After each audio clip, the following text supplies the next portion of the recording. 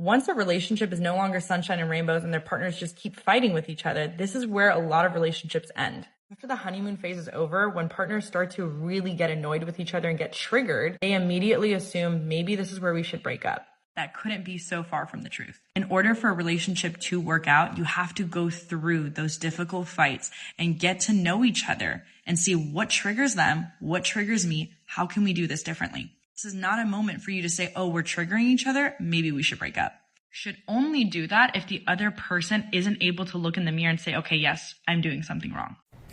Okay, ladies, I said I was going to do a video about serial daters or men who are addicted to the honeymoon phase. A lot of us have dated men like that. I've dated men like that. So again, I'm pretty sure you've dated men like that because y'all talked about it a lot in the comments when I brought up that part. Most of the time, the reason why men that are addicted to the honeymoon phase, why they keep jumping from woman to woman to woman.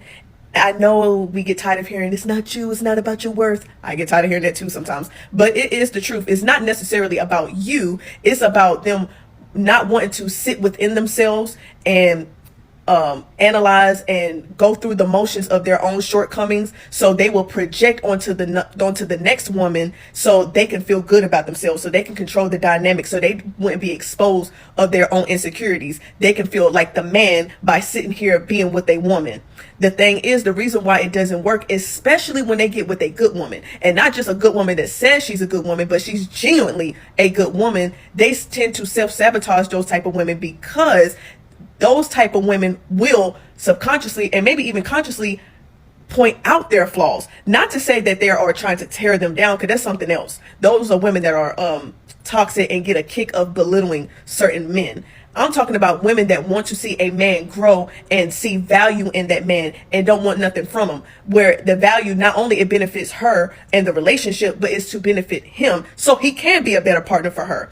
The thing is, when he doesn't want to put in that work, because that requires a lot of work, a lot of self-reflection, a lot of accountability, a lot of pointing out your mistakes and the issues that you cause. But if they don't want to sit here and look within themselves, they're going to look at that as a challenge, and not a challenge in a good way, but in a negative way, even though subconsciously that's what they want. That's what they feel like. That's what they know they need. But they will sit here and sabotage you for a superficial woman. Usually a woman that aesthetically, both of y'all are attractive, but aesthetically y'all are different. You may be a woman where you like to get cute, you sexy, whatever, you might, whatever like this, but then he'll end up with a woman that's almost the opposite of what he says he wants in a girlfriend or a wife. He may say he wants, let's say he said he wants a modest woman, but then he'll turn around and get with a city girl type of chick. You know what I'm saying? Those are women that's a distraction to get them away from their, again, own shortcomings. These women are not going to sit here and tell them that, oh yeah, you should value yourself. And if they do, it's only to benefit them, to pretty much stroke that man's ego. And a lot of women like that have a lot of game and experience on doing it. So they gravitate towards those women because they kind of are similar in the same when it comes to their morals and characteristics. However, those women on the surface, they get everything. You might think, well, damn, I didn't pour myself into this man and he ain't do half the shit he did for her that he did for me, that he's doing for her. But it's not because he like her that much. He may like her because she's convenient. She makes him feel good for the moment, but she's not on a deeper level long term, unless he gets himself caught up being a dumbass and get her pregnant. Because like I said before, you don't know a person until you get them pregnant, married, and or living with them. There's a video that I already posted. I forgot, what was I talking about? You're gonna have to find it. But, no, I think it was like a day or two ago. But anyway, I just can't think of the name right now.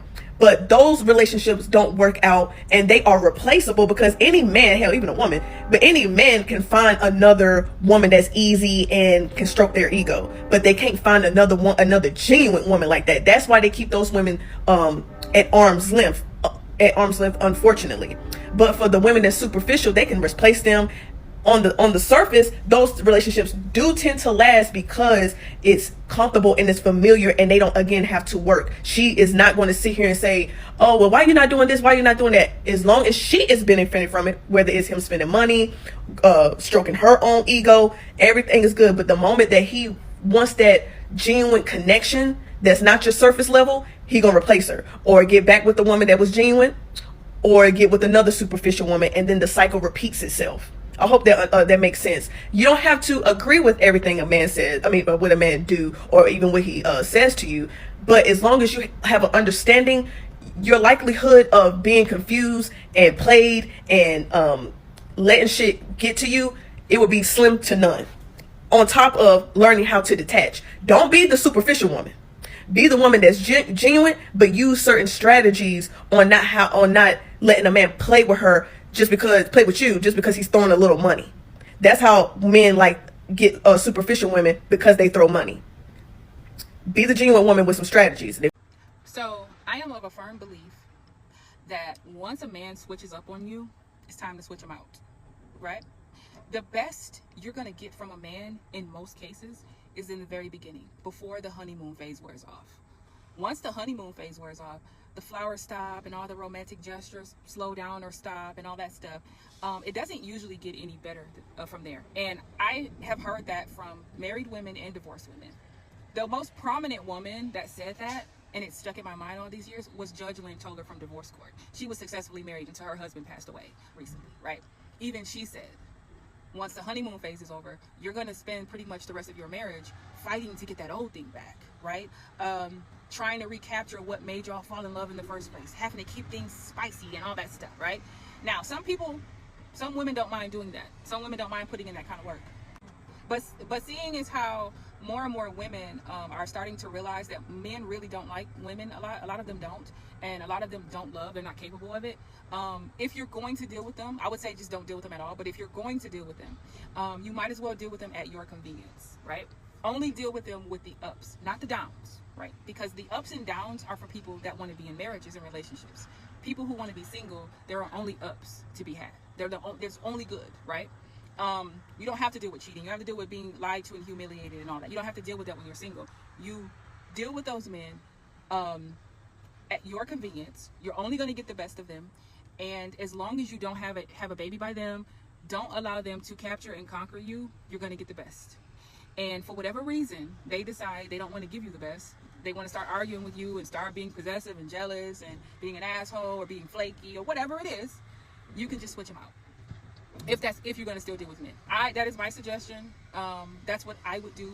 As far as the women who know that most men don't love y'all anyways, I'm just saying they don't. I don't think it's love when you can wake up one day and because you're not attracted to her anymore, you want to leave her, or you want to cheat on her with a younger woman, or she gets cancer, or and y'all are just like ready to end it, right? That's not the way love operates. And so because most men seem to do this, I don't think it's really love. I don't think they're really capable of that. But I would say steer clear and just be single. But if you have the urge to get laid or whatever you want from them, you want somebody to pay for a trip to Greece, right? Or a trip to Europe or whatever, you can keep them around for those things. And as long as they're giving you what you want, then keep them around. The moment they start switching up and that honeymoon phase dies down and they don't take you seriously anymore and they start taking you for granted, that ass should be grass. Anyway, leave your comments and let me know what you guys think. This is how disrespect starts to creep up and that dynamic starts to stay in your long-term relationship, in your marriage. When you let disrespectful men slide, when you want to be perceived as a good woman, as a submissive woman, respect is earned, not demanded. When a man is obviously doing things to you and is chipping at your self, at your sense of self, they are dismissing you, disrespecting you, disregarding you, not engaging with you, not taking you out, all the stuff, and you're tolerating it, you're not speaking up, you're kind of stuffing it. It's gonna come out explosively. You notice that this is not working anymore, have the power to just walk away. The fear of losing that man or losing that relationship, that marriage, is what is making you sick in the head, sick in your body, sick overall, sending you down 6 feet under sooner than you can anticipate, okay?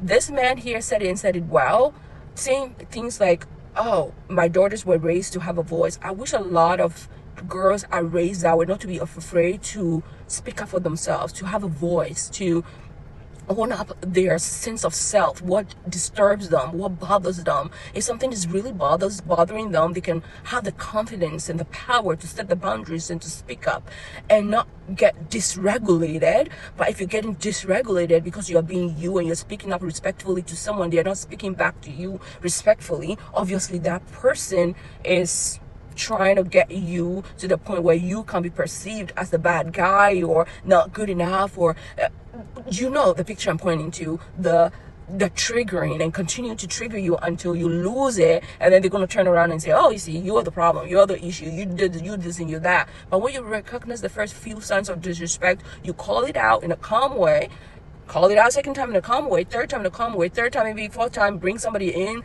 2 or 3 times it's not working, have the power to walk away. Obviously that person had a representative the first few months or years of your relationship, and now they switch up, they've changed, they've taken the mask off or whatever it is, because a lot of men do this. Once they settle in, once the honeymoon phase wears off, once you have kids, once they feel like now it's work for them to do the relationship to make it work, they start to change, they distance themselves, they're trying to look for the next shiny thing, the next glowy thing, the next blah blah blah blah.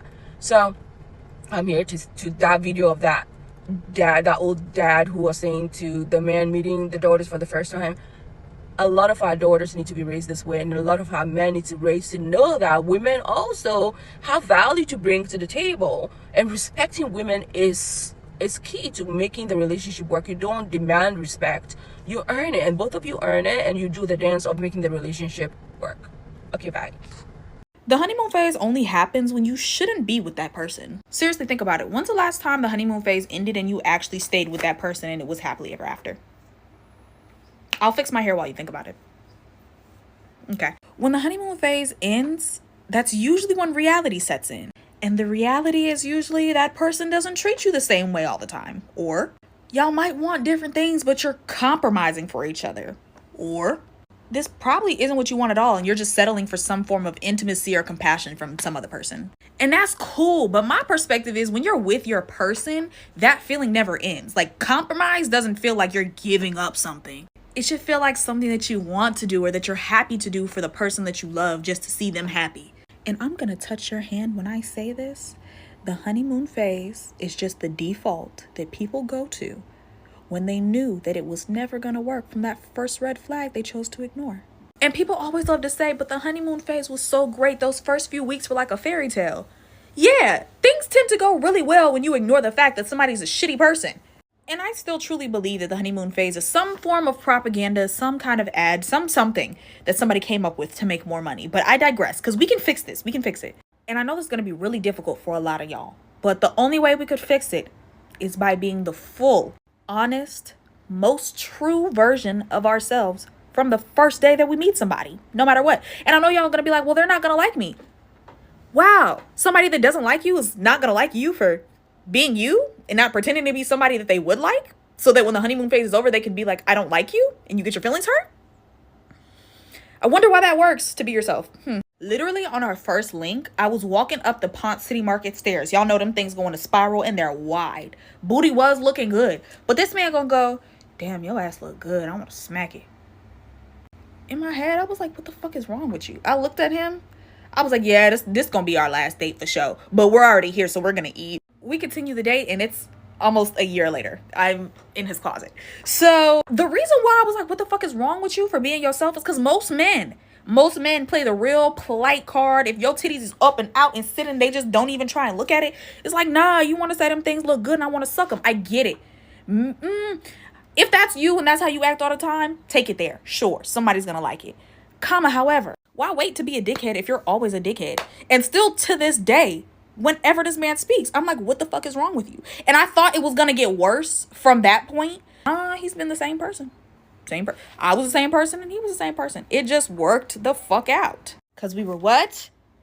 Being our true, authentic version of ourselves from the first day. And now every day just feels like a movie. I really wish I could show y'all.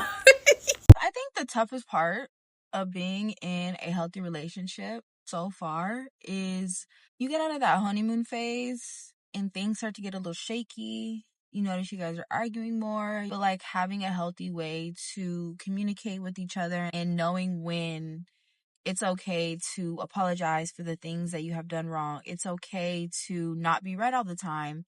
It's okay to be the one in the relationship that made the mistake. When you're with someone who loves you, they are going to correct you in such a respectful way, and you will realize that it's okay to have disagreements. Not every argument needs to be toxic. Not every argument needs to be blown up into this big old thing. To be with someone who knows how to communicate effectively and knowing how to tell you, like, I don't like this. You're not wrong. I validate your feelings, but at the same time, I don't agree with this. And I love you and I respect you, but what you're doing right now is hurting me and I need you to stop. Because the honeymoon phase, it feels great. Everything's perfect. And once shit starts hitting the fan, you start questioning everything. Relationships take work. It is never going to be easy, but it takes two people in order to make the relationship work. You don't have to be toxic in order to get your point across. You don't have to be rude with each other, disrespectful to each other in order to get your point across. Because anyone who loves you is not going to want to purposely hurt you or do anything to jeopardize you guys' relationship and the bond that you have.